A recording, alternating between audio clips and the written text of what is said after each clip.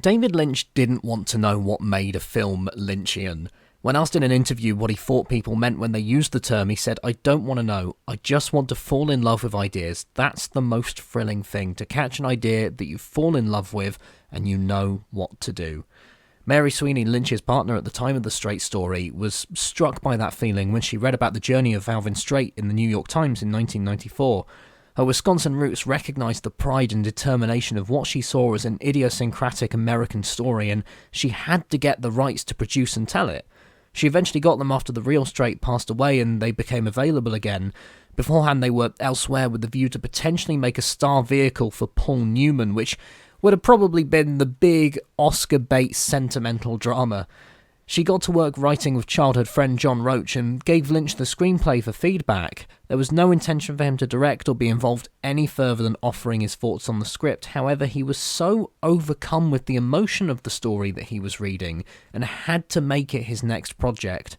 Throughout the 90s, maybe Twin Peaks aside, his projects appeared to largely come from stories that came to him at the right time, journeys and human mindsets that emotionally engaged or intrigued him. I spoke last month about Lost Highway being a film that came together through Lynch's fascination with the different mindsets and experiences that people have, and that's something that dominates The Straight Story. This story of a 73-year-old man travelling over 240 miles on a ride-on lawnmower that can't go over 5 miles an hour, to see and reconcile with his brother after hearing he's had a stroke. It's a film of human emotions and interactions. I don't know how many of you have seen Lucky, the film with Harry Dean Stanton. It was one of his final films and was made as something of a swan song for the at the time 90-year-old actor who passed away shortly before it was released here in the UK. Lynch has a supporting role in it as a man searching for his missing tortoise, which inspires some of his outlook on life and people. Lucky would make a great double bill with The Straight Story. If you haven't had the chance to check it out, please do so. It's a really, really lovely, wonderful film. Both films deal with looking back on life and facing mortality, although with different elements of defiance. While Lucky has Harry Dean Stanton adamantly telling the doctor that he can't be getting old, so he must be sick, there must be another reason for why he fell over, and therefore something he can be prescribed. In the wake of this, he's facing the fact that he won't live forever. The Straight Story is more about proving what you can do up until the end. Richard Farnsworth as Alvin Straight is adamant to prove that he can take on this journey and that he can do it himself. There's a defiance to the character that fits the gentle U-rated course of the film while bringing out the ideas of regret, loss, worry, and perhaps the more under-discussed dignity. Straight is determined to prove more to himself and his body that he can take on the journey, and less to prove those around him wrong.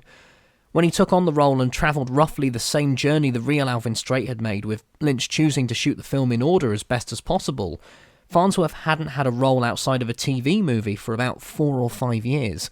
He was unsure as to whether he should take it on and warned Lynch and the producers that he could drop out at any point during production. He was battling terminal bone cancer, which was affecting the former stuntman-turned-actor's movement. His first on-camera film work was as a jockey in the Marx Brothers' A Day at the Races, and he'd worked with horses for much of his early career, appearing in a handful of westerns throughout the rest of it. And perhaps in that regard, The Straight Story could be seen as his final ride. On the way to the Oscars in 2000, where he was nominated for his performance in this film, he took the 2-day drive to get there as he was apparently afraid of flying. Tonight the film has been paired with Jacques Tati's Monsieur Hulot's Holiday as a film that inspired it.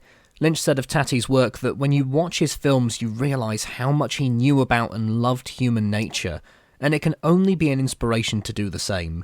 From people's mindsets and human nature, Lynch took inspiration and set out to capture that with The Straight Story. And I think this is the film from the director who so publicly spoke about and advocated for transcendental meditation. I found myself watching some videos recently of him talking about it and what it did for him, including a 15-minute documentary interview where he starts drawing this big diagram to explain how it works and the effects that it has on his mind. And out of everything he said, the one thing that struck me the most was where he spoke about the change in emotions and mindset that it produced for him. He used anger as the biggest example and said how meditation and repeating the personal mantra that he had removed that anger, and instead of a feeling of numbness or emptiness, it was turned into a sense of calm and energy, a mindset that could create. The Straight Story is less a film of duality and conflict and one of shared experience. People who knew the real Alvin Straight said that he wasn't quite as wise as depicted in the film, but I think the film is less about big pearls of worldly wisdom and more about simple statements, observations, and occasional bits of advice. It's about the effect that they have in open conversation more than anything else.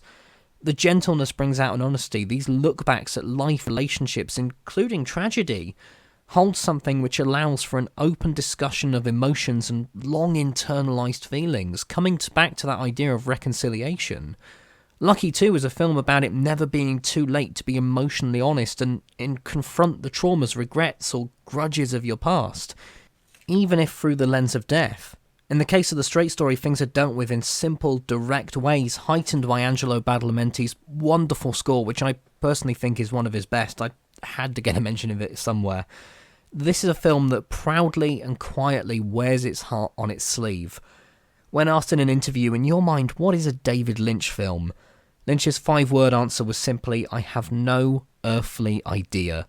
What certainly seems to have been the case was he was fascinated by humanity and what drove people to do what they do, particularly in the case of The Straight Story from an emotional standpoint.